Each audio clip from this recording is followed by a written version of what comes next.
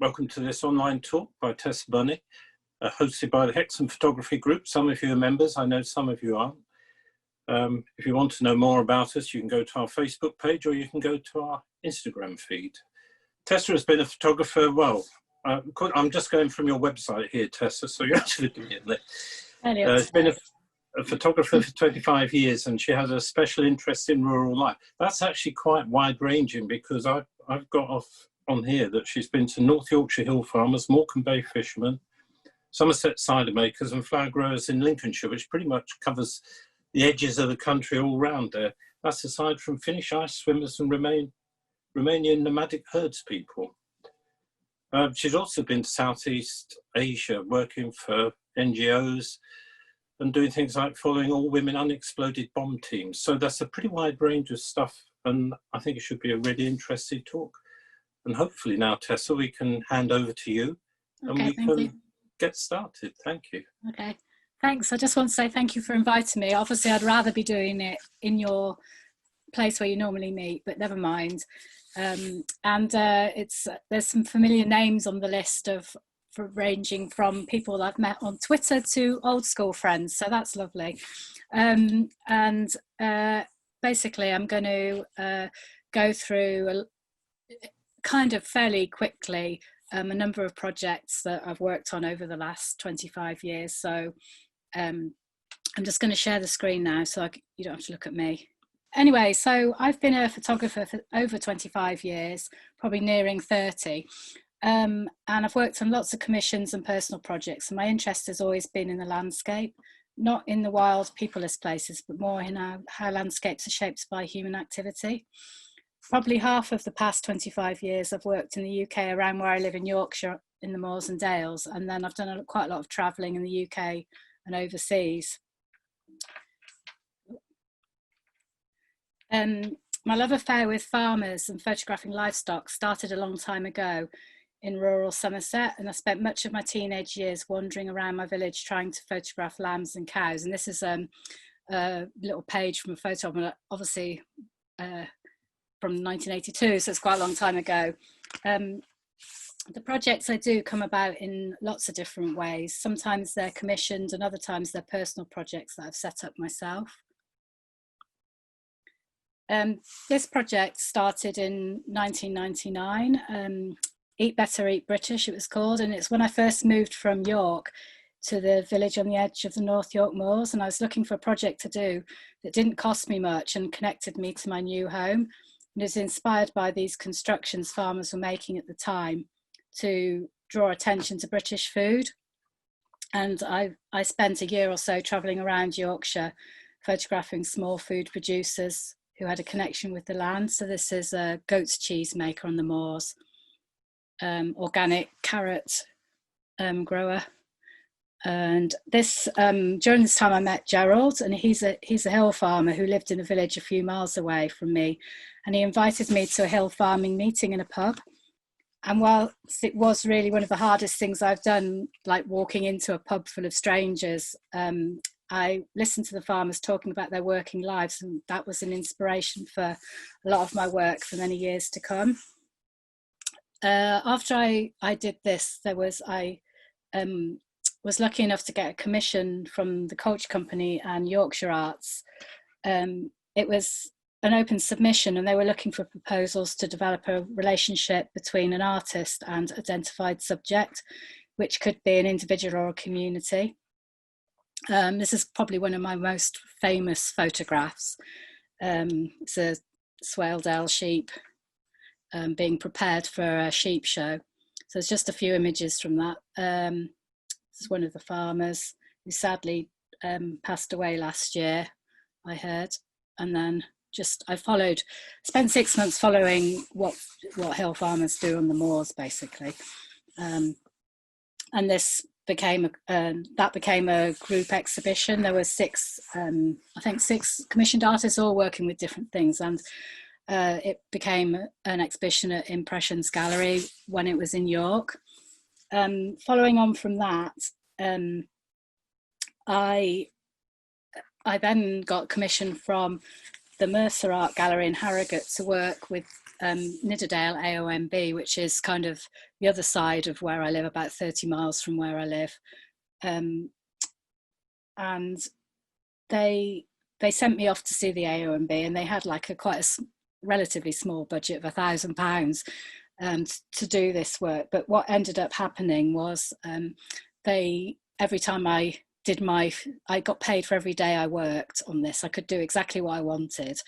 And then when they ran out of money, they just got some more from like different sources like Countryside Agency and things like that. So I ended up working on this on and off for about 4 years.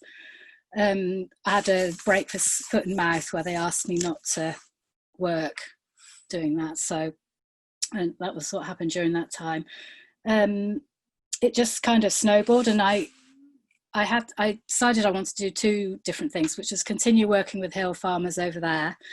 And this was a particular farm that was run by Peter Binnington, was him, and that was his niece, and it was kind of an old lady, a 16-year-old girl, and an 80-year-old man running this small tenant farm.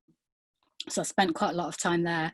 And then I did a lot of work about grouse shooting. Now that's something I'd really wanted to do on the moors, but I didn't know anyone, and it was really hard to get in. But the advantage of doing a commission with the AOMB was that they knew all the landowners personally, and they were able to kind of organise that for me. So I went out with the gamekeepers and out on several shoots and hang out with the beaters and various things. So that was kind of like the advantage of a commission over trying to set things up yourself. During that year, I also embarked on a new project in Romania. This was a self-initiated one. And it started when I was working in Nidderdale. Obviously, I was pretty obsessed by sheep at the time. And then I heard a radio programme about it's called Wild Europe, and it had a piece on about the Carpathian Mountains and the problems the shepherds had with like wild carnivores and things. So I kind of got inspired to go to Romania then. I'd never been before. In the end, I went 8 times over 4 years, and the kind of time frame was between 1 and 3 weeks. And I just tried to go different times of year. And this was the map of Romania. So the cluster of villages at the top in an area called Maramuresh is kind of an area that didn't get collectivized during Ceausescu's era, so very traditional. And I stayed there every time in a village called Botiza with a family. And then the other red places going down the hills are the other places I stayed. So I stayed in one place, and then I travelled around over the 4 years to different places because I was interested in the different types of shepherding and different clothing and things like that there were in the different areas. So this is a picture of Botiza. I flew into Bucharest and then got the overnight train to the Maramuresh region, and it was like strip farming with no fences, and typically the villages were very long, stretching out along the roads, each house with a small holding behind. This was taken from one of the hills surrounding the village. So at the time there were very few cars, and everyone went everywhere by horse and cart and on foot. So I felt that was an appropriate way to undertake this. So I just stayed with families, and then I got up in the morning and just walked through the villages, meadows, orchards, and photographed people who I met on the way. So this is like a typical kind of scene, just walking along to see who was doing what every day. So that's one of the pictures that was in the final exhibition. So yeah, this was just a woman I met on the way, and obviously I was really interested in the shepherding and how it differed to the UK. You know, they keep them for wool and cheese. They milk them for cheese rather than keeping them for meat, as they would here. So that's this is the haymaking. So there were 2 threads to this. There was the village life. So this is down one end of Botiza, and you can see already, I can't remember exactly which year this was, early 2000s, where they already started houses, you know, traditional wooden houses were disappearing, and the people were going to from Eastern Europe to UK and places to earn money and bringing it back and building the concrete houses. So yeah, orchards and yeah, different parts of the shepherding. So that was like collecting the fleeces. And then one of the big things I wanted to do was photograph the measurements of the milk festivals. And so this was actually in one of the shepherd camps. So instead of the sheep living on the farms, they went up with shepherds employed by the villagers up into the mountains. So this is from one of the festivals where they milk all the sheep, and everybody's sheep, and then measure how much milk that they produce, and then give the shepherd, they work out like how much cheese each villager would receive annually based on how much milk they got on that day. So this was at the festival where they kind of divvying out the cheese to the people who whose sheep they'd milked. So that was queuing up to have your milk measured. And I got quite obsessed by these aprons, and then once I'd seen one, I kind of always wanted to photograph them. So I've got loads of pictures of different women with holding different things with different aprons. And then this was more down the centre of Romania, where the shepherds wore these fleeces actually made out of the sheep's fleece, and the colour comes from the fire, where they lie on them inside the huts as well, and the smoke from the fire makes them that colour. So this is like the first time I'd worked overseas, really. And so I started off like wandering around by myself, and then I ended up like I had two translators. One was the husband of the village doctor, and the tall one is Colin, who's British, but he's fluent in Romanian, and he's back in the UK now, but he lived there for many years. And he was the person who had the Land Rover that could drive me around the mountains to look for shepherds. So this is one of the local shepherds, and that's very specifically to that area, wearing this typical hat. Different areas had different kind of clothing. So that was kind of interest to me. I'll just go back to that one. But so basically, before I had a translator, I got someone to write something in Romanian on a card for me so I could explain to people what I was doing. So that's what he's looking at there. And then this was more down the centre of Romania. It's very kind of much more higher, bleaker kind of landscape. So we just drove around in Colin's Land Rover and just looked for signs of sheep. So that's obviously a flock of sheep we saw on the Carbonelli Pass. It's 2,000 metres above sea level. So there were like basic roads driving through this area. And then this is where the shepherd lived. So we found this place, and obviously there was a shepherd living there at the time. So this is him. So this is a Kostika with one of the very scary dogs. So the idea of always having someone with you was to shout off the dogs, because they're trained to kill bears and sheep and not sheep, bears and wolves and lynx. So that, you know, if they saw you around the sheep, they'd be after you. So you had to be able to shout to the shepherd to call them off. Yeah, so in that area, there wasn't really anywhere to stay. So we started camping, but it kind of turned out into a bit of a nightmare, because what I realised was Colin was very fastidious about it. Like he wanted to take the tents down every night because he thought someone would take them. So that took absolutely ages. So in the end, it just like, we ended up with no time because it just took too long. So we ended up like staying further down the mountains in some kind of like wooden huts and stuff. So, and also you didn't sleep very well because you're kind of panicking there might be some kind of wolf or something coming after you in the middle of the night. So it was all like a bit of experiments, but it was good to have done it anyway.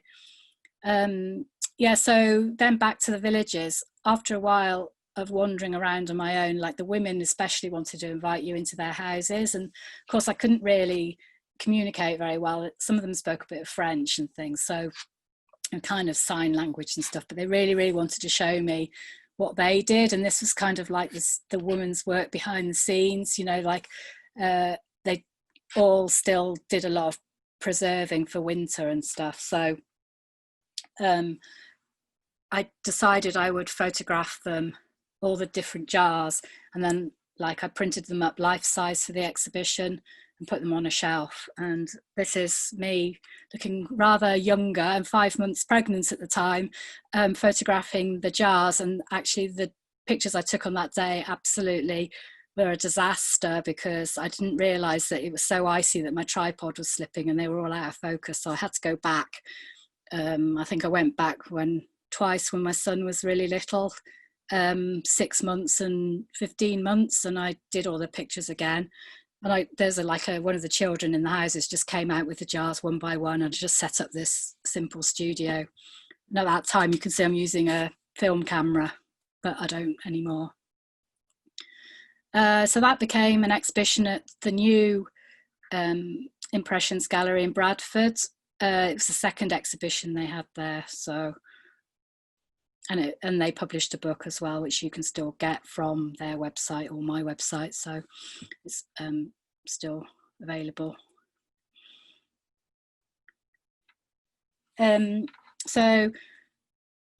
This was like a little room set that we made. We borrowed a roller from one of the families and made a room set. It's not stenciled, it's actually like a kind of 3D roller, and you just put the paint on and it makes the pattern. So this was kind of, the typical kind of house.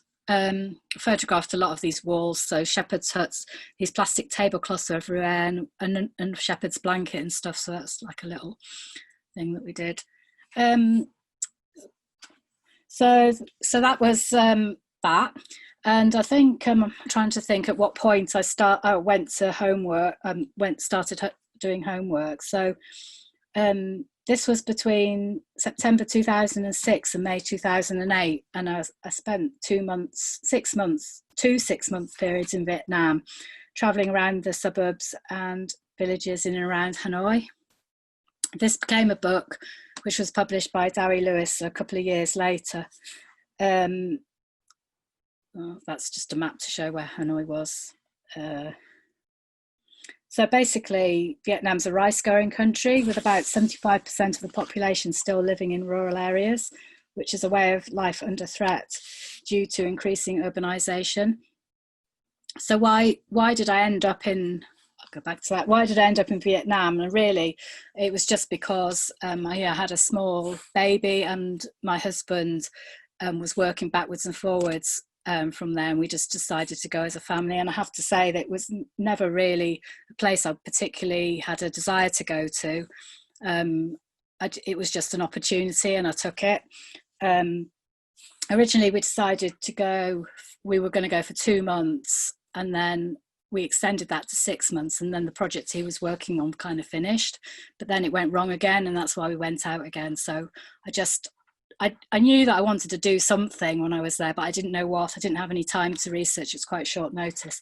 So the project began from this map. I just went to the local shop and bought a map of the area. And if you can see the little signs on there with the red roofs, they were craft villages. And so a craft village in Vietnam, it could be anything really. It just specialized in producing a single product. Some of them dated back hundreds of years, originally relying on locally available resources, and others recently started as a way for farmers to earn a much needed extra income. So this is a map of the provinces around Hanoi and all the villages that I went to over the time. So it started off with the kind of well-known ones, and then just roaming around the street, this countryside, looking for different villages, finding some of the lesser known ones. Some of them, no foreigners had really been to before. I'm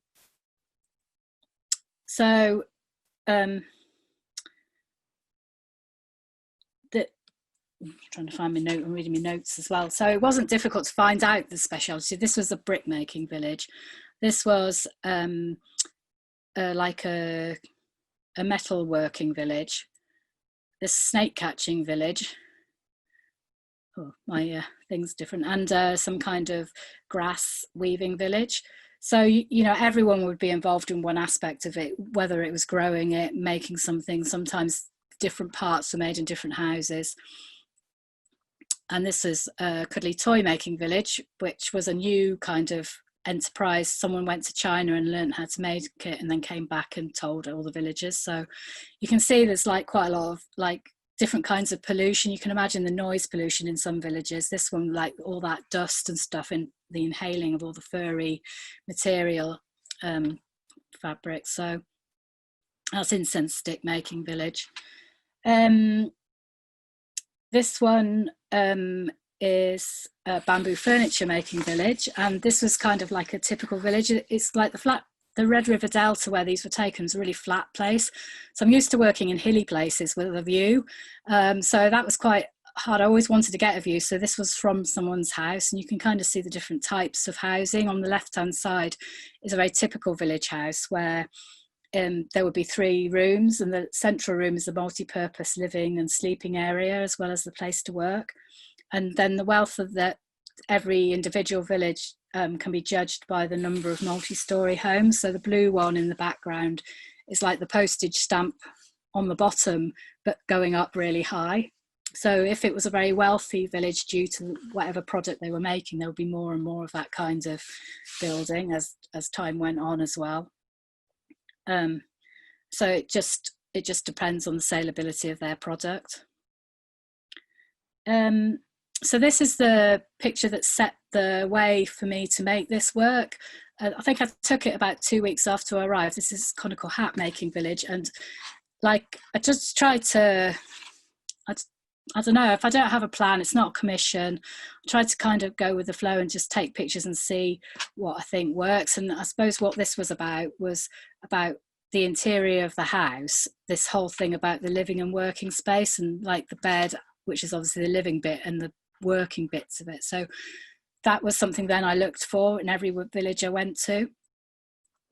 Some of the products, this was a particular type of rice cake, were out in sheds outside. It was all taken in available light using a tripod.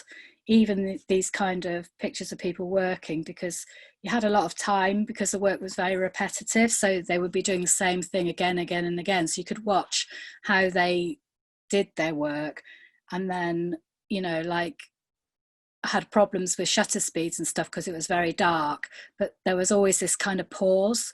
So this was like, you know, after watching them work, you could see where the pause was going to be. So, you know, I probably took quite a lot of pictures of the same thing, but all slightly different, obviously. But that's how I got around that. Some villages, if it's very fast metal beating and stuff, it was really impossible. So you kind of did it in a different way, like portraits or something. You couldn't really do the working thing with that technique.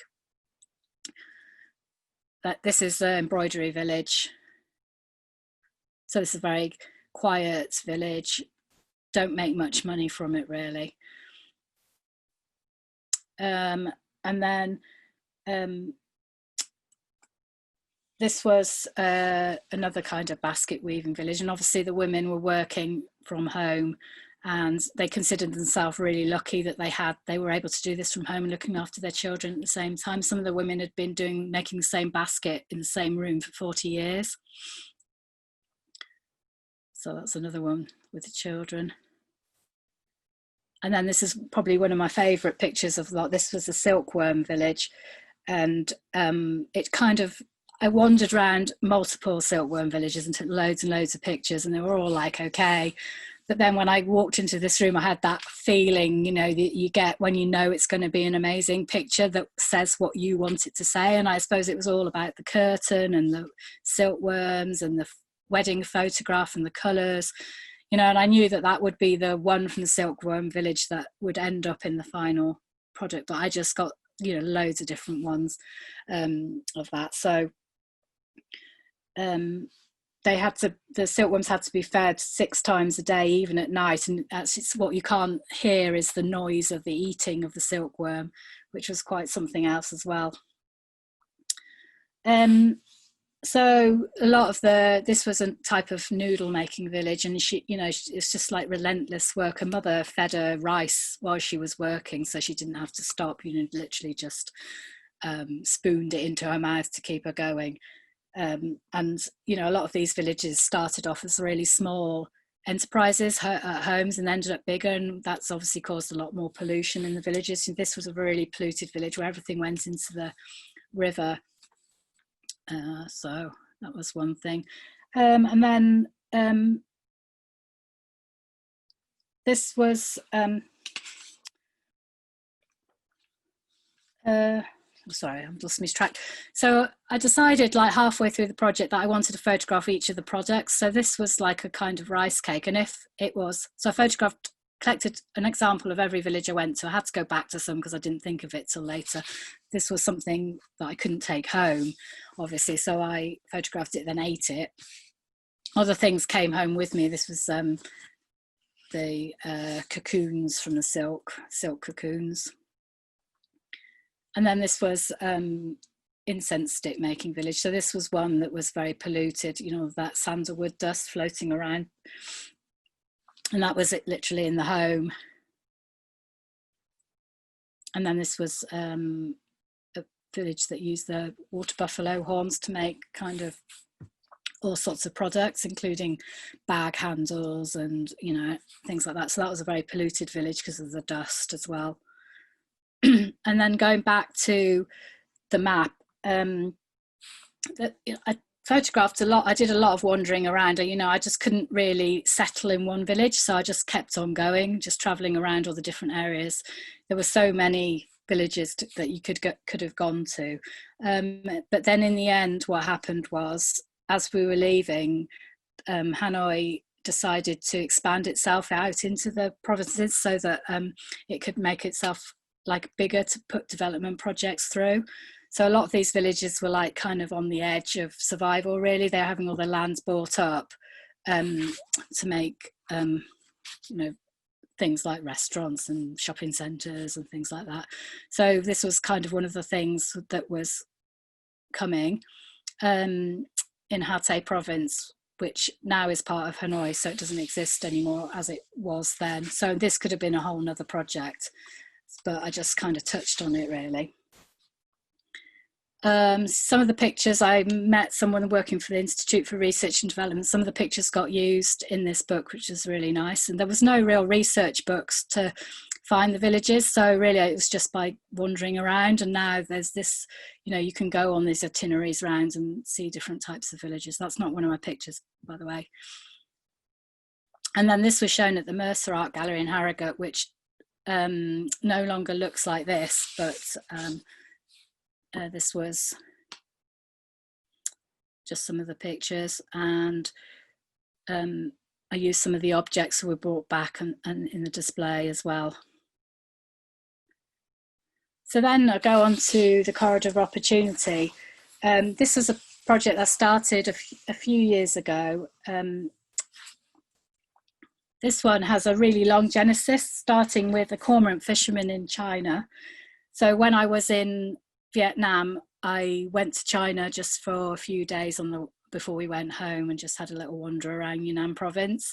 So it started here, and then it went over through the Lao China border to northern Laos, and then eventually this is in northern Laos, one of the ethnic minorities there.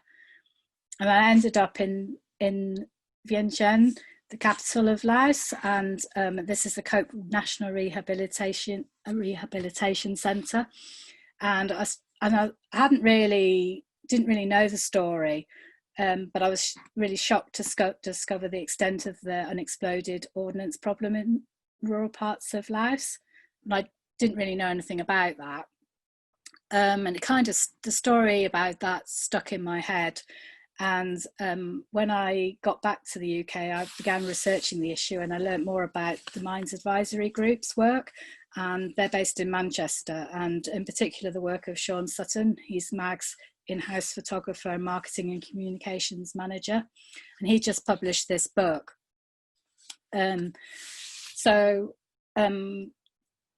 Of course, there's a lot of different ways to tell a story. So what I decided to do, rather than think, oh well, Sean's done that, you know, he works for them and he's doing that, I decided that I would arrange a meeting with him at their head office in Manchester, and I wanted to talk to him about what I could do that would add to the amazing work he'd already done in Laos.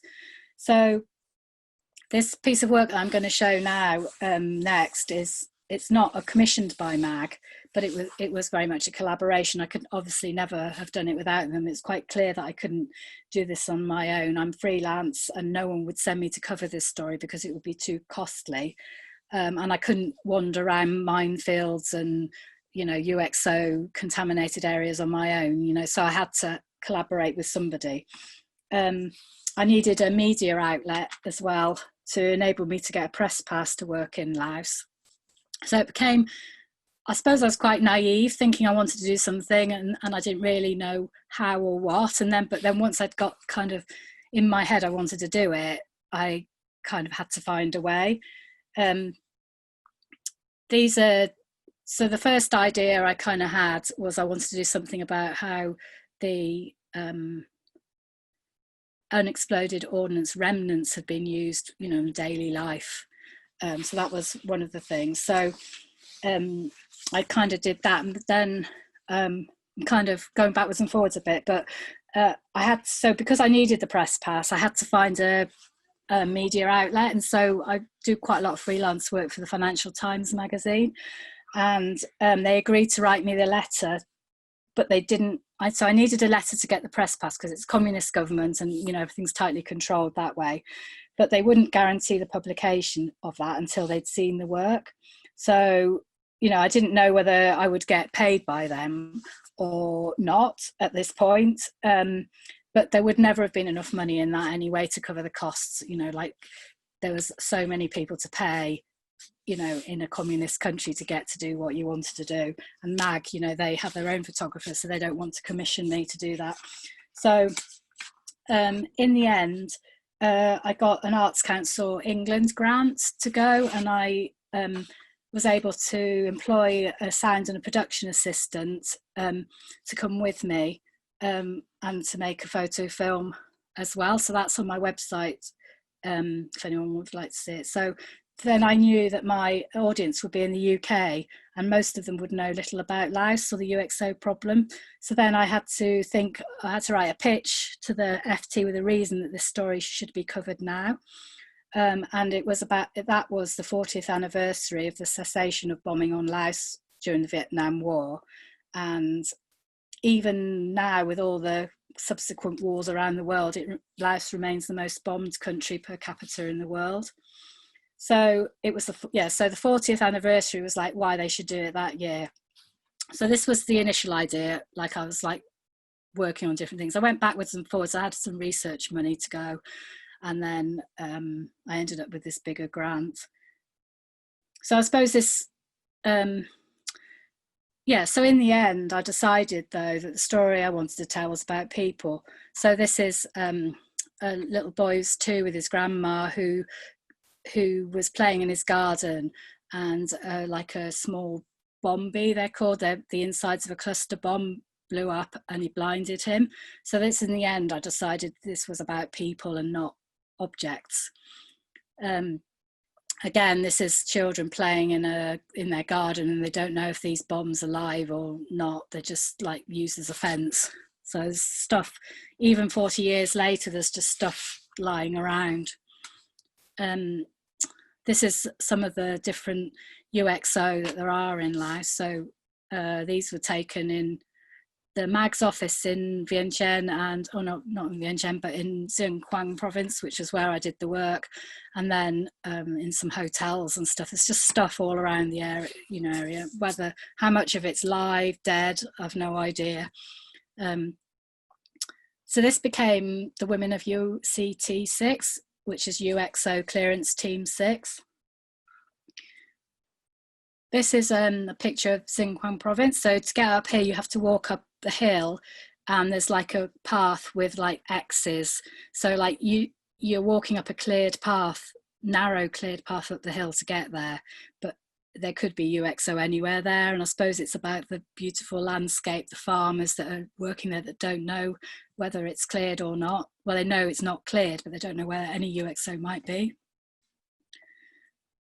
So this was the story of the everyday life of a women's bomb disposal team. They're just ordinary women doing an extraordinary job. It's like less about the technical whys, hows and whys, but how this situation has allowed this group of women to assist in the clearance process and participate in the development of their country, and the impact it has had on their personal lives. So I went for a week to photograph them. This is just testing out the metal detector before they start the clearance work. It's, yeah, the province is called Xinjiang province. It's the most contaminated province in Laos, on the border with Vietnam, kind of in the north. So they set up these lines and then they go along systematically. It's all UXO, like cluster bombs and things like that. There's no mines, so they're not fully protected like you see pictures of mine clearance. There's no landmines really in Laos. It's more coming from having been dumped by the aircraft as they're flying over. And then every time their metal detector goes off, they have to dig a hole to have to investigate it, basically. And then there's thousands and thousands and thousands of bits of scrap metal. Some of it's UXO related, some of it's not. And, you know, like every single bit has to be investigated. You know, they can go for days and they don't find anything, but it all has to be dug up. And then before that, they have to clear the area. So this particular clearance site was a piece of land that a farmer had asked if it could be cleared because he wanted to use it again. It was kind of overgrown. This is some of the team. So, you know, these teams, they've been photographed, a lot of, you know, been photographed many times. I mean, the idea of having a women's team is just to give them confidence. You know, most of these women had never worked before. They'd just been farmers, so they'd never had a job. So it kind of gave them confidence at working in a women's team to be able to do that. You know, and a lot of the women were people with that were widows, had no other income and things like that. So MAG would target particular people and try and encourage them to apply for the technician's job. So this woman's the team leader. The green is like the team leader. And again, this is clearing scrub away.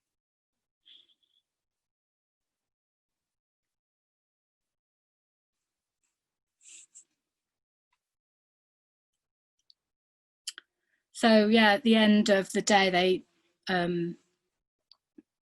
clear all the bombs because they have a lot of problem with scrap metal. People would come and take the UXO to try and get the kind of gunpowder out and things like that. So it's very dangerous, obviously. So at the end of the day, they clear. So this was just quite a small explosion, like 4 bombies, which the bombies are the round ones in that original picture that are inside the cluster bombs. This is one of the team leaders. She's waiting for the all clear, basically. So then at the end of the day, they work, I think it's 3 weeks on, 1 week off. They all live on site, and this is just them at the end of the day. So we organised the trip so that it coincided with the stand down time, so we could spend the last 2 days meeting some of the women who had particularly relevant stories. They're often selected from the local population, the poorest members of the community, so that they can be trained and employed as technicians. So this is Peng, who was in the original first picture with a metal detector. She at the time was 38 and she'd been a technician for 2 years. So her husband was killed by UXO whilst foraging for food in the forest a few years before, and she'd got 5 children that she had to take care of, and she at that time she was making a little bit of money from weaving and helping others on their farm. She didn't have any land. So this is another woman called Burkam. So she worked had worked for a year, and that was her first paid job that she'd ever had, and her husband had passed away when her children were very young. You know, she said that she had to plough the paddy field using buffaloes, ploughing and crying at the same time, trying to just survive. So these jobs were really, really important to them, and also they really, really appreciated the opportunity to kind of contribute to this development of their country. So her lands, the irony of it was that her land hadn't been cleared of UXO. So every time she's out there working, she could be a victim of it as well. You know, it's more like the UXO's not on the top of the land anymore because it's been 40 years, but, you know, if they're ploughing or using hand tools or anything, they could find anything kind of hidden underneath. She said, my rice paddy is not completely safe, but we don't have another place to grow rice. So then after working at MAG, she used to rush home to help her daughter. So, you know, sometimes, you know, they were allowed to, if they were working near where they lived, they were allowed to go home. But if a lot of the time, you know, they're in remote villages, they had to stay on these kind of camps. That's again. So this, it was very, I suppose, like by this time I felt like I really, really owed them something to tell their story and to get it out there in the media. So luckily it was like several months later before the FT did publish it. So so this was what ended up in the magazine. And the most amazing thing for me was that it wasn't an advertorial for MAG, and there was a little link to how you could find out more about the issues and stuff, but I think it raised, I don't know, I can't remember how much it was now, but a lot of thousands of pounds by people just spontaneously donating for the cause, which was really lovely. So that's the next page.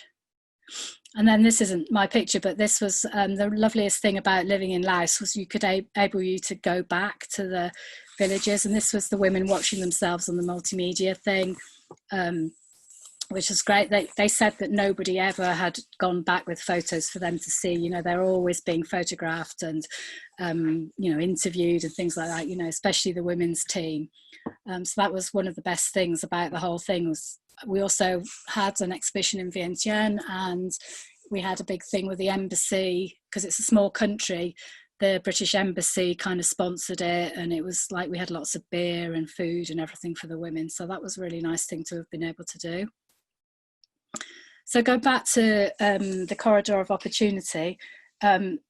This was the kind of big name for a lot of smaller projects it's a series of landscape stories in northern Laos along the border with China, which included the women's team. This was, you can see where Vientiane was. So these are some of the different places I travelled to. Pongsali in the north is considered at the time to be one of the remotest of Lao provinces. It only had the river going through it was the main source of transport until the 90s. It didn't really have a road. If you wanted to drive into Pongsali, you had to go from China, which is obviously at the top of the map. So it was 3 days on the bus, and obviously I had a child at school, and I think I probably forgot to say that we decided to go and live there for 6 months because my husband had been made redundant, and we just thought we'd just go and do something. And like we'd been to Laos when we were in China for a week, so we'd been on holiday. So then we decided we would just go. I had this grant, and we would just go just for 6 months, and so that's what we did.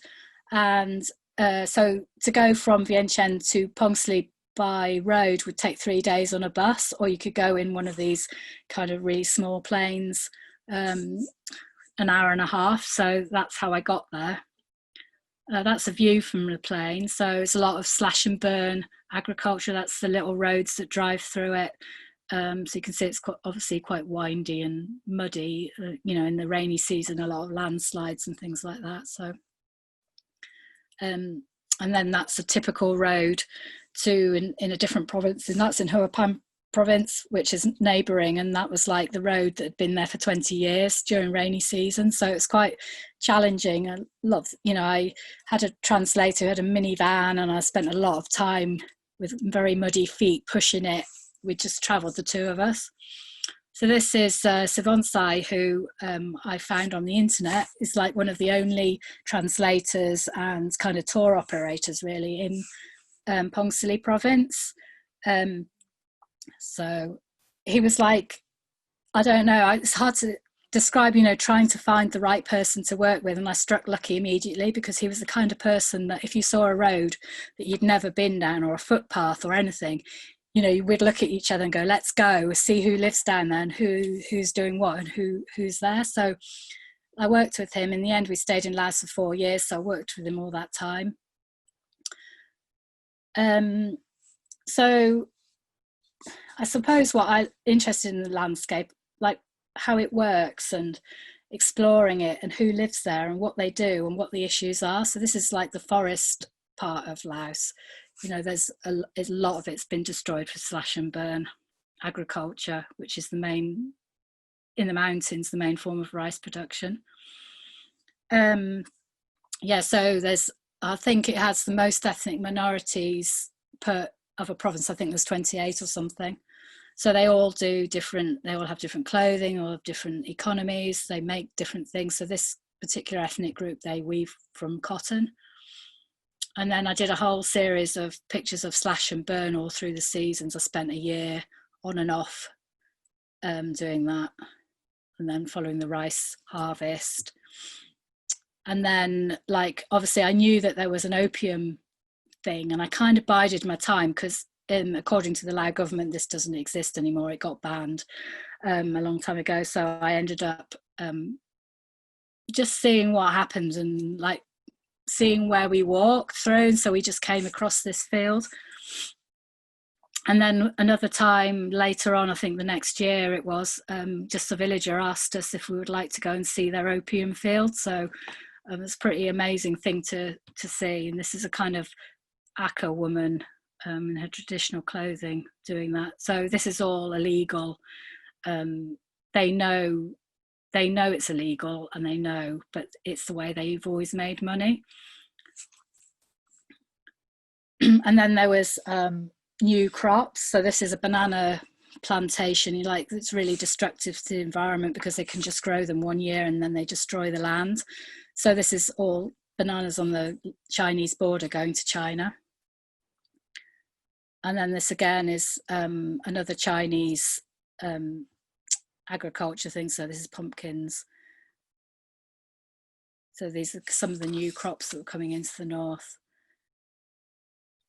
And then I was really interested in foraging, all the different types of, Laos is known for eating everything with legs apart from a table or something like that, people say. So, I went to, this was in, on the way up to Phongsali. I kind of did different things, but I stopped off this one particular market and I photographed every single thing on the market, whatever day it was. So some during the rainy season, there was a lot of products and, things that they grow themselves. So there's ferns that are foraged, rats are obviously wild, bamboo shoots are in the forest, and then things like cucumbers and chilies and stuff they grow themselves. So this was a little setup I had. That was the market in the background, and then I had a light, and I just photographed it. I just borrowed everything off the market one by one. So I went and did that several times. So I've got a massive collection of things like that as well. And then this was at some point traveling through Phongsali, I had to cross the Namu River, and this is it during the rainy season. So this was the original river I was talking about that was the only way to travel up and down the province. And then I had to cross it one day, and then I came across this, and this was I kind of talk about several times in Laos, these stand and stare moments where you just think, oh my God, this place is going to change forever. And this was the very, very start of the very first dam construction project. There's 7 dams planned for this river, and this was the start of it. So at this point in time, there were no roads really along this area. So we were going up and down on small boats at the top where it was quite shallow, and then bigger boats further down, depending on what season it was as well, how deep the river was. So these guys, they know every rock and every bit of the river. I was in the boat then, but a lot of the time we had to get out and push it and walk along the edge. They pushed it and we walked along the edge. And then I just kind of went up and down the river to all the different villages. We stopped off and stayed. It's that kind of place where you just stop off and find the village chief and they'll find you somewhere to stay. So all of these pictures now are places that no longer exist. They're all submerged with the dam construction. I think it's more or less finished now, but several dams were finished during the time I did this. So I did this over 3 or 4 years. So this village doesn't exist like this, but this is how the river's used. It's just used for everything. There's a fisherman with his net. So then I followed the dam construction project. This is, as it was being created, it's a subsidiary, what's the word? Tributary of the Mekong. So if you want to photograph this in the Mekong, it's impossible because there's too much security, but there was no security on this. There was Chinese built and they would just come and chat to you. They were not actually bothered about you taking photographs. So I just kind of stopped every time we went past it. So by this time there were you couldn't go up the river by boat without stopping, getting off, getting a bus, then going to the other end of the dam, getting another boat, and it went like that. So it all got kind of more complicated as time went on. This is another village. Actually, we turned up and they were actually physically moving. So they were actually taking the village apart and moving it up the hill. So they most of them had to move themselves temporarily away from the river, and then they were being built some kind of purpose-built villages elsewhere. So that's a typical village that they would be moved to. So very different, and they were kind of quite excited about this because they got electricity, they got a school, but a lot of the electricity wasn't connected. But then I think what the reality hit home was that actually they were far, far away from their land. And, obviously the land was going to go underwater, some of it as well. And they didn't have anywhere to grow crops or anything. So they, like the kind of reality of actually living there. I think at this point, it's only literally been moved there a few weeks. But now if you go there, it's obviously covered in pigsties and it looks a lot greener, people growing trees and things around it. And then this was one of the last pictures. So this was when I first started using a drone, and this is taken from the air obviously, and it shows like the part of the village that wasn't moved because it wasn't going to go under the flood, and then behind the part of the village that's now underwater, and like all the trees and things underwater. So that's a kind of typical picture of what the river looks like after it's been back flooded from that particular dam has opened now. So to fund all that, I had to work with NGOs, which I really wanted to do, but I'd never done it before. So just quickly throw a few things that, things that I did while I was there to fund the work I wanted to do, because I had to pay a translator and I had to pay for the vehicle and everything. So it's not like a cheap thing to do, even in a developing country. So I did a lot of work with NGOs such as Oxfam and Save the Children. So this is some work I did for Oxfam in the Philippines. Oh no, this was in Laos, this one. I did do some stuff in the Philippines. This was in the Philippines, women's vegetable growing projects. So this was in Mindanao, which has been in the news quite a lot. Like it was absolutely stunningly beautiful place that would be amazing to visit, but you just can't because it's too dangerous. So, if we didn't get out in time to get back to the city, then you'd have to stay. There was kind of definite times for traveling, and at that particular place there were armed guards at the guest house, and it was kind of unreal experience where we brought back all the vegetables to photograph. So I was in my hotel room in this place with an armed guard photographing chilies on an old sack, which kind of like blew my mind, really. You know, like you couldn't go out at night or anything. So it's kind of, they didn't really tell us how dangerous it was till we got back. The kind of Oxfam office obviously knew, but they didn't really like want to scare us too much. So it appeared to be a lovely place, but obviously there was all this going on underground. And then there were different commissions for, this was a fundraising project for a container which filters the water. So this was, I went twice following Typhoon Haiyan, which was in 2013. So this was a project to raise money for people to have these containers. And then I went to Bantayan Island, which Oxfam had a boat building project, and this was one of the fishermen's wives getting the net in. We went to this village and photographed basically the fishing community that were affected by the typhoon. And we did a little studio project, like we got a sheet from the hotel and just put it up because it was such a messy kind of backdrop that we decided to do a whole series of portraits of the different people involved with the fishing. So the fishermen, the people selling, you know, all that kind of thing. And then this was, I worked for a lot for some UN agencies, and this was Bhutanese refugees in Nepal. And then I worked a lot in, this was a commission again about women and water.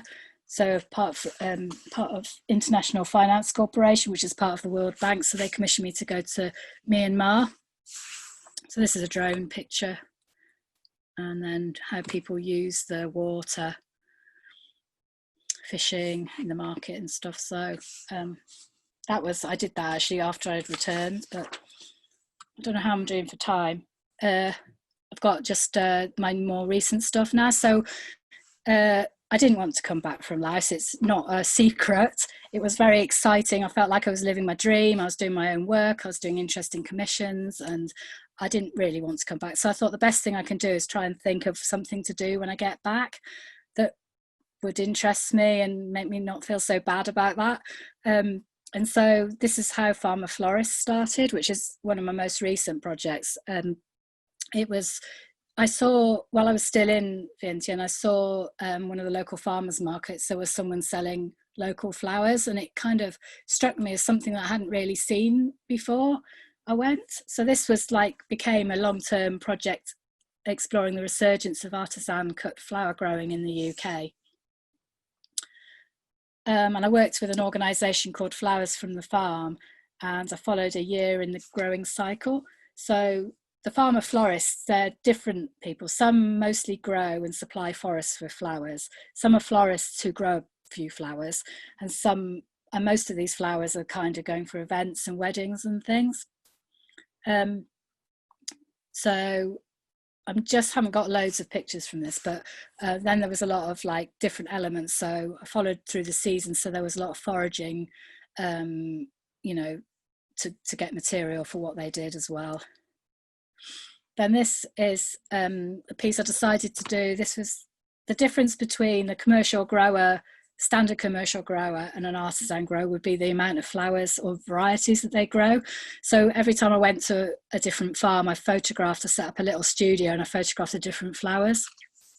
500 plus varieties, some of them grow. So that's what this piece of work's about. I mean, it's a very beautiful piece of work, but it's about varieties really. And I did that. First of all, I got Oasis and stuck it in, but then I discovered this thing called a plamp, which at the time was very exciting because it means you could obviously clamp your plant and move it in different directions. So this is at home. Sometimes I took the flowers home, and sometimes I just set it up on the farm, just using available light, and that's how I did that. This is a grower in Lincolnshire called Robert Warner. So as I was going around, I became interested in the family-run commercial flower growers, and I went to Covent Garden Market to see where you would buy the more commercial growers' flowers, and I just got loads of phone numbers off the boxes because it wasn't like the Flowers from the Farm members. They have a website with everyone's contact details. It was just a question of finding ones near where you lived or that you know, I used Instagram a lot to contact the growers because they're very into wedding-y, aesthetic-y, beautiful pictures, and they used Instagram a lot. And so I could find out people that were doing different things like that. But when it came to like the kind of more traditional growers in Lincolnshire and places like that, there was no website or kind of thing to find them. So that's how I contacted them. So I've contacted him by getting his phone number for a box of anemones in Covent Garden. And then there were other kind of growers, like this is Smith and Munson. So they're a family run 4th generation farm, and they grow 2 products. So they only grow hydroponically grown tulips, which is what this is, and lilies. So they're very different to these artisan growers, and they use, you know, Eastern European workers to harvest them, and it's all inside. So it's all like very different. So I kind of got quite interested in that. So this was the exhibition that was on at Rydell Folk Museum. This was the first exhibition in 2018. So this British Flowers Week is in June, which is an annual event organised by Covent Garden to celebrate British flowers. So there's just a couple of pictures of the exhibition there. So that was 2018. And then the following year, in the same British Flowers Week, but in 2019, it was shown at Oriel Colwyn. So slightly different layout, some new images, because I'd kept on working. And then this year, it was meant to be in Spalding itself, which is the centre of flower growing, and then it got cancelled because of COVID. So they've told me it's not cancelled as such, it's just postponed till next year, but who knows if June next year will be any different. So it's really exciting that the work's going to go to the flower growing region, so that will be good. So this is just again in Oriel Colwyn. So during lockdown this year, I had the opportunity, well, I applied like an open submission, and this work's been published by Another Place Press as part of their kind of field notes series. So that was probably the highlight of lockdown for me. There's a couple of spreads of it. So it was interesting just to hand over the work to someone else, and he kind of paired things off in colours, which was quite interesting. So this is just a couple of double page spreads from that. And then before, I'm trying to think which year it was, one of the flower growers called the Real Flower Company in Hampshire that I've been to photograph, they have this sister farm in Kenya called Tambuzi, and it's unique in that they're the only supplier of scented garden roses in Kenya, because the thing about scented is that they don't keep as long. So a lot of the roses that we buy in shops are not scented because of that reason. So I spent a week in Kenya at that farm photographing just their kind of working life. I've just got a couple of pictures from that. So in this area, the small family farms, they can't sustain families any longer because they keep getting split up in between families, and it provides local employment, and the majority of the staff can walk to work from there. So I spent a week there. And then following on from that, last year I got a commission from the North East Photography Network at Sunderland Uni. It's not connected, but I actually lecture there one day a week for one module. So I'm in the middle of that at the moment, and on a narrative module. But at the same time, they have NEPN are based there, and they had a commission going for, the theme was technology, horticulture and technology, really. Anyway, I really wanted to go back to work in Lincolnshire.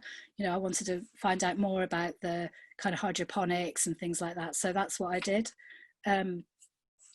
This is a poster from the exhibition. It was part of a larger project called Observe Experiment Archive. So there were 2 types of farmers I worked with there. William and Trevor Tyrrell, they're a traditional Lincolnshire mixed rotation family farm. So they grow flowers, daffodils and various summer flowers, and it's part of their kind of farming portfolio. They've always got something, like there's a lot of arable and potatoes and things, and then they do flowers when they've got the time in between. So it's all kind of tightly worked out. When the downtime for arable is, they'll be doing something to do with flowers. So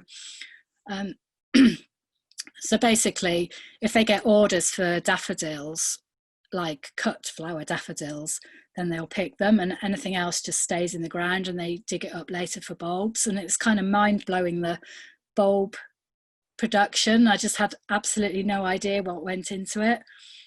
So they have various techniques. This is taking the bulbs out of the mud, and then there's another line that takes the mud out of the bulbs. So they have to kind of clean everything, and it's all done on this kind of conveyor belt system. And then this is quite traditional, I suppose. There's not many places that do this still, where they all dry them outside in these racks.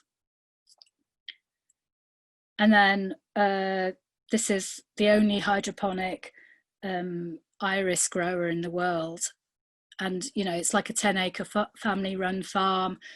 They started off, his father had bought it with like £80 that he'd got with some money to buy a pram or something from the government. He said when his wife was pregnant, and they set up the farm to grow lettuces and tomatoes, and then they decided flowers would be more interesting. So they started growing flowers, and then it's kind of developed with his sons taken over, and now it's this amazing hydroponically grown iris place. So these commercial growers that I'm working with here, they just grow this limited range of flowers under glass, and they pioneer the use of various technologies. This is the bulbs going into the rooting room. So this is how they start off. They go into there for a certain amount of weeks, and then they come out. This is a stock greenhouse. It's one of the only flowers that you would pick when it was out, nearly always. I mean, Trevor Tyrrell would always say, you know, if you see a colourful field of flowers, it's failed, because you never pick flowers when they're open. But stocks is an exception, so they were really amazing. You know, colourful scenes. So this is the planting of the stocks. So I tried to follow the different seasons. And again, quite interesting, you know, the different Eastern European workers that work there. And of course, this year it's all gone a bit terribly wrong, because they couldn't get, a lot of the workers hadn't come over before the lockdown. So a lot of them had problems with labour. So this was just a small selection that was shown in Sunderland as part of the wider exhibition. So at the moment, this is the job I've been doing. I've been editing and sequencing this work, and we're working on a publication that's going to be free, like PDF for people, because it's part funded by the NEPN. So I'm working with the designer at the moment on this. And then this is what happened during lockdown. So this was a different farm. This was the outdoor tulip growing, and it should never look like this. It's going back to this thing, if you see a colourful field of flowers.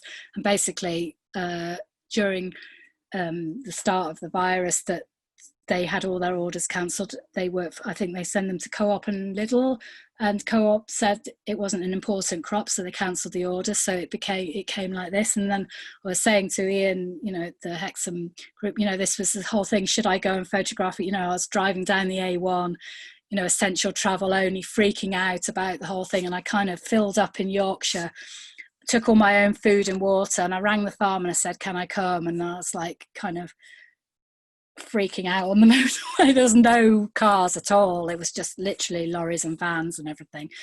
And then I'd arranged with the farmer that there wouldn't be anyone there. And then when I got there, they were still working there. And it, you know, like they were lucky because they got their workers come from one village in Bulgaria, and they came like the week before lockdown. So they had all the stuff. So they were all locked down on the farm and not being able to go anywhere. So I took quite a few series of that. And then I went back a few weeks later, and when they chopped all the heads off, so all the pictures of the heads, but I've only brought that one. And I think that might be the end. You'll be glad. Oh no, I haven't. I've still got a few more. So what I'm working on at the moment, so going to the sands, is inshore fishing in Morecambe Bay. So I started because of the flower farmers, I got interested in foraging, and then I went on a foraging course in a village on the edge of Morecambe Bay. And so that's a picture of Morecambe Bay on one of the bleaker days. And I met this man here who's a shrimper, and part of the foraging course was on the seashore, and part of it was going out to see what they did. And then I contacted him later and said, could I come and photograph you? I wanted to see where he boiled the shrimps, so they went shrimping. And then 2 years later, I'm still going backwards and forwards. I followed his whole process. His family had a market garden and all that's finished. So last days of the market, last days of potted shrimps. They haven't been shrimping for a year because there aren't any anymore. So, there's one shrimper working in that end of Morecambe Bay because he hasn't got a cockle license. So I've photographed cockling, mussling, all sorts of traditional techniques. Different fishermen in different places. This is over the other side of Morecambe Bay, so she's the only woman that's ever had a license for half netting for salmon. So, and then in the winter they get white bait for Blackpool Zoo for the seals and stuff. So I photographed her a few times, and her husband, he went on a boat. So she stands in the River Loon, which joins Morecambe Bay, catching salmon and sea trout at this time, but now salmon's been banned as well. So there's lots of changes have taken place in the last couple of years. And then just the last couple of pictures literally is that I got asked by the Martin Parr Foundation in Bristol to photograph, if I wanted to photograph cider making. And which seemed a bit random when you live in Yorkshire, but I actually kind of grew up in this area. So it's been really, really nice exploring my local place, because when I lived at home, I didn't have a car, so I never went to any of these places. So this is one of the little orchards that I've been visiting.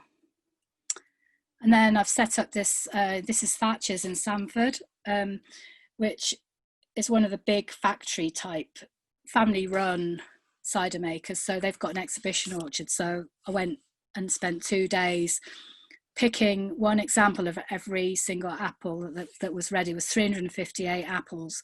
And then my husband made me this little contraption. I wanted to photograph it, but I didn't want to hang it or sit it on something. So I made this like really lethal spike and just set it up in the orchard. And in the end, it was such a massive task and a nightmare trying to identify them that it's just been impossible, really. So I ended up taking them all home, and I spent days and days and days photographing these. And I'm been talking to the gallery, like that's also got postponed a bit because of the virus. So the exhibition's going to be in 2022 now, and I've got all these apples. So the one on the right hand side is there's all of them are going to look like that, and a big grid on the end of the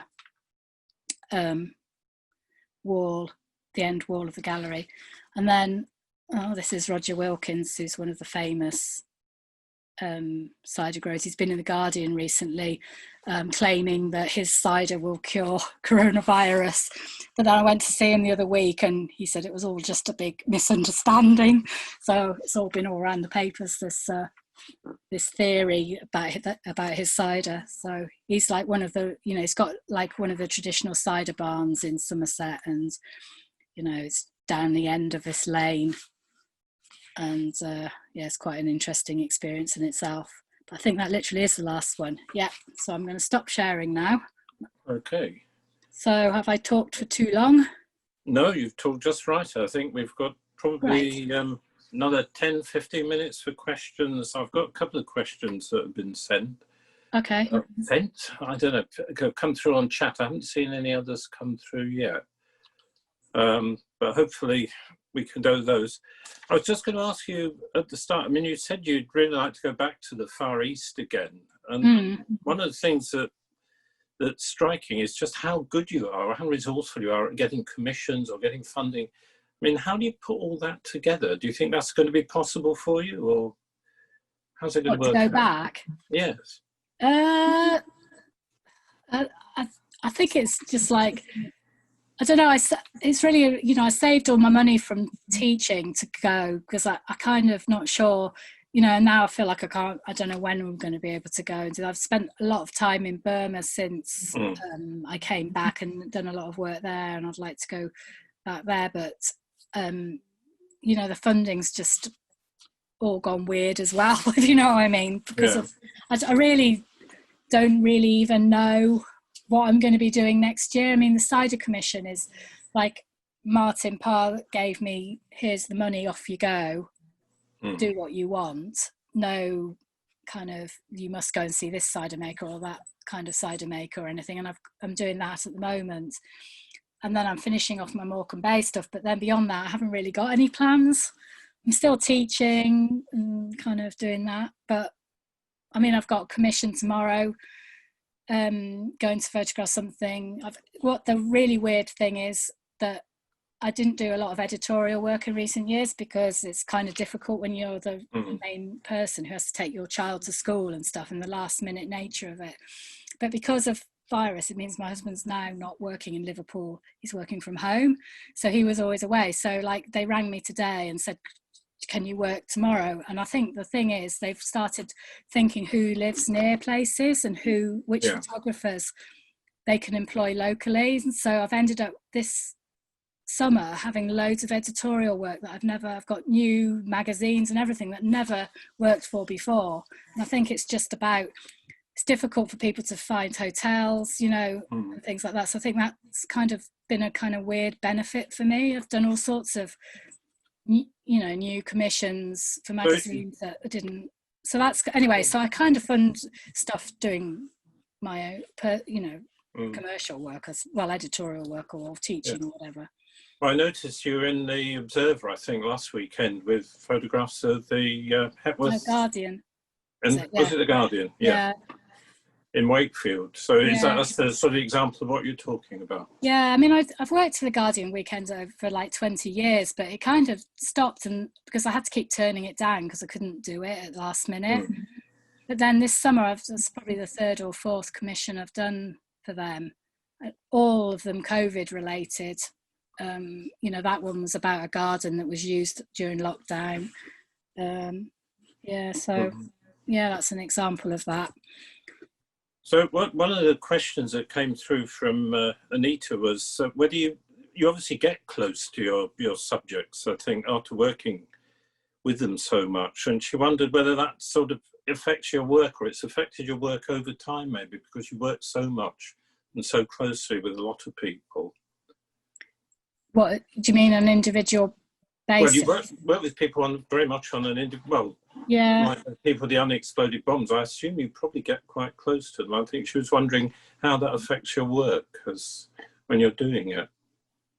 I suppose it's developed over the years. I mean, I feel quite comfortable with people, and I don't really know how I do it. People often ask how I do it, and I don't really know. I just think it's just like because I'm genuinely interested in them, and I find I'm interested in the countryside and how it operates, and I kind of think that people can sense that. I mean, when you're not doing it for money, when you know, even if you've got a grant, often that doesn't really, like the unexploded ordnance women, Rebecca got paid because I had to fly her over from England and pay her a daily rate, but I didn't really get paid because there wasn't enough money in the budget to do that. So I kind of funded my life through my work, but then I couldn't expect someone else to do it.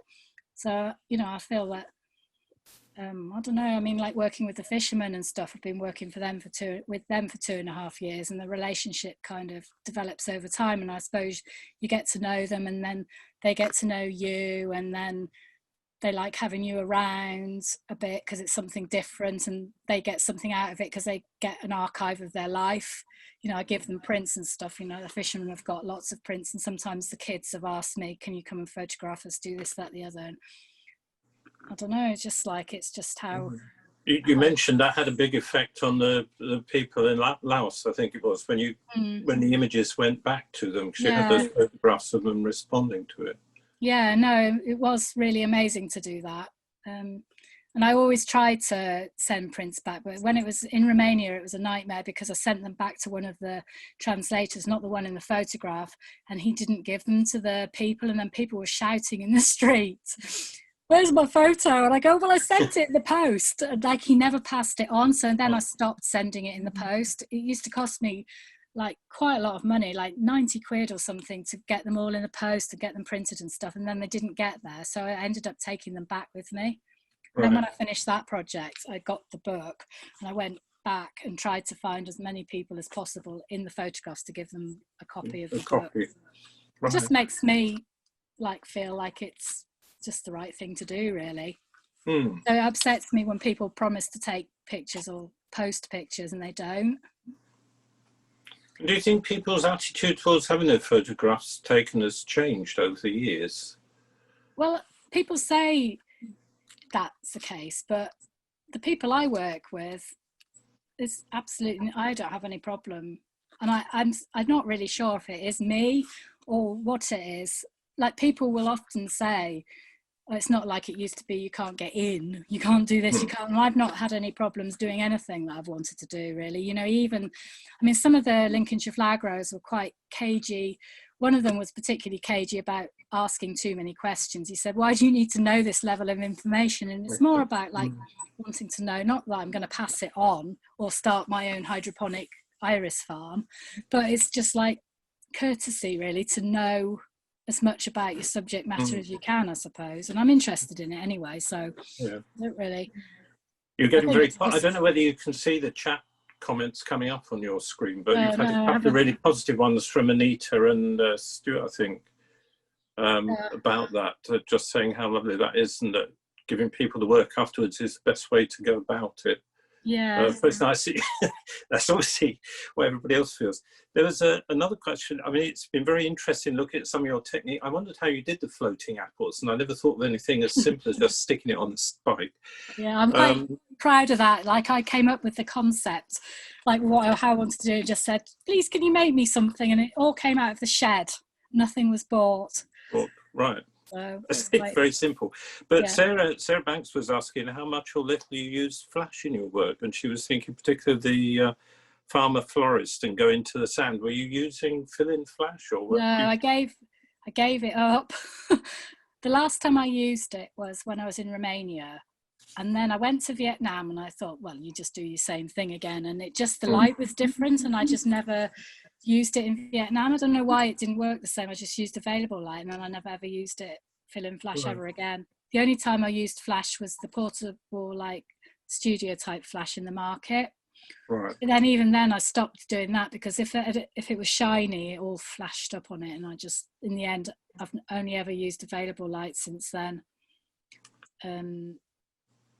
Ever. So none of the farmer florist was with any lighting at all. Right. So that's quite different. I haven't got any other questions coming up, but there was something that I was going to ask you really about. Do you think your style has changed? I get the sense that your style sort of changed over the years. It possibly closer, and there's. Do you think that that's happened, or do you feel you're just making photographs in the same way you've always made them? I think I feel like it was to do with equipment, really, because when I was using the Hasselblad and I had the waist level finder, I don't know, those pictures are a lot closer.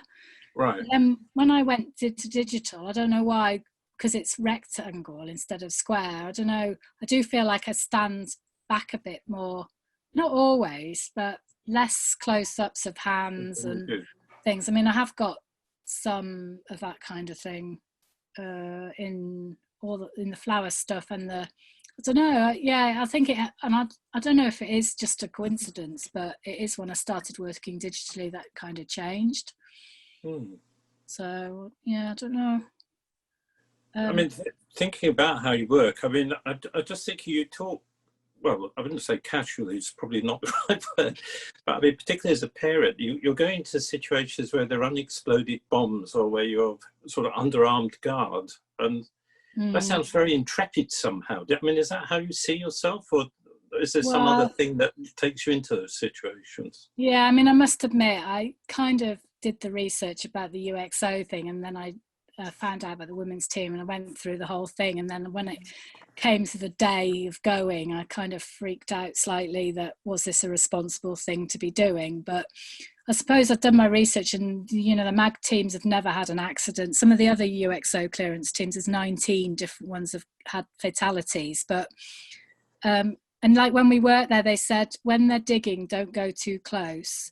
You have to be far back. But then I think Rebecca and I, we worked really well together, and we worked really calmly. We're not that kind of rushing around kind of photographer, you know, like I work quite slowly really, and like I talk to people and I wander around, and they kind of let us do what we wanted, so it did go quite close.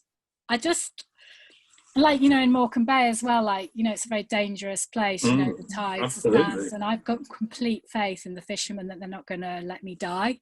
And like someone said to me, why do you trust them? Someone in the village said, you trust them to take you out in the bay. And I go, well, yeah, I don't know really. I suppose I don't think about it when I'm doing my work, but sometimes beforehand and after I think, well, that was a bit, sometimes we've been a bit on the edge of the tide's been coming right in, literally you're driving out in front, you know, because we're going out on a tractor normally, driving out in front of the tides, and if the tractor breaks down, you know, they never go on their own anyway, so there's, you be unlikely to get stranded unless every tractor broke down. But even so, like, there have been times where I thought actually that was a bit too close for comfort. But yeah, I mean, you're still here. Yeah, I'm still here, and like I just think, oh well, if I go that way, it's better to go that way than in many other ways. So I just think, I mean, I think the more the danger for me, like, you know, the stupidity thing that I've done is wandering around hills on my own, like miles from anywhere, like in Romania, you know, like I had a bit of an incident with some drunken farmer where I had to race down the hill and get away from him. And like, and then that's when I started using a translator, because then I realized that it wasn't perhaps the cleverest thing to be wandering around hills in country you can't speak the language. I mean, what if you tripped over and broke a leg? You know, you've got no kind of, I can't remember whether I would have had a mobile phone, but it probably wouldn't have worked there anyway. So that's really why I started using translators, because of safety, like not really wanting to be on my own in those kind of places. And in Vietnam, there's no way I would have wandered around those villages on my own, you know, like they're like, not for safety reasons, but they're like rabbit warrens. Right. You'd never find your way out again if you started wandering around them on your own, you know, because you can't speak the language, you know. So there was the language thing, but also the safety thing. So as soon as I went to Vietnam, I used a translator all the time, every single time, you know. And what they did, I had 2 different ones, and what they did was chat to the people, and I took the photos. So the communication was completely different. Like I didn't really, like, by the end, you know, the translator knew what I was doing and what I was trying to do. So she or he, there was one man and one woman, they could say to the local people what I was doing without me having to literally translate every time. And I think the communication, I think that project's very different because of that. And then when I went back after 4 years in Laos using translators, then I went back and I kind of got verbal diarrhea with the farmer florists, just talk. And then I realized that actually I really missed that. I hadn't done it for so many years, like that actual communication yourself. And I'm still like that, like talk all the time now. I can't, and I don't know whether I want to go back to working overseas with translators again, really. Might do if something hit me between the eyes that I wanted to do, but I actually find it not as satisfying, really. Right. Well, time probably to stop talking then, because I see we're coming up yeah, to sorry, just I'll 9 never o'clock stop. now. No, that's fine. Right, so all I need to do is, assuming that Rob can hear me, is to ask him just to do the final thank you, which is what we do traditionally. I don't know whether it's appropriate on electronic media, but we thought we'd do it anyway. So Rob, over to you. Thank you. Can you do that? Yes, certainly can. Can you hear me all right now? Yes, we can. Cool. It's this kind of request. It's a bit like being Noel Fielding on Bake Off, where you've got that pleasure of being able to say who the star person is of the day. And certainly for me, Tessa, it's you. Your work is, as a lot of people pointed out, a fabulous narrative on everything that you do. Our program for the photography group is starting to get a little bit like the 6 degrees of separation of the NEPN. We've had quite a few speakers who've had contacts or connections to NEPN. It's a great facility for the region. we've had the likes of, you know, Julian Germain, the Wide-Eyed Collective, Graham Patterson, Dawn Felicia Knox, and all of them have a very similar approach to that sensitivity or the image that they produce, and you certainly have that in spades. Looking through all of your work on your website, the way that you actually interact and immerse yourself with the people that you're dealing with is quite clear, and that comes out in the sensitivity of the images that you produce. Oh, thank you. Yeah, very, very welcome, and thank you very much for giving us your time tonight to tell us about your work. I don't know if everybody can, but if you can, please, can you put your video back on? Because certainly I don't think there's much point in asking people to express their thanks in one way or another, whether it be a wave, a smile, a clap, so you Nice can to know see you're still there. exactly that everybody else is feeling. So if you can see everybody, please can you all put your hands together, or wave or smile or do something to show your appreciation for tonight. Wonderful, great. Thank you. Thank you. Well, it's been a very pleasant way to spend Friday evening, so thank you for inviting me. Well, thank you for Talking coming. about yourself always goes down well. Well, thank you, and thank you to everybody for being here, and everybody's joining in there at the end. So thank you all very much, and I think it's good night, isn't it? Yeah, Good night. Thank you. For me and from Thank you. Tessa. Bye. Take care, everybody. Bye. Bye. Stay safe. Thank you. Bye.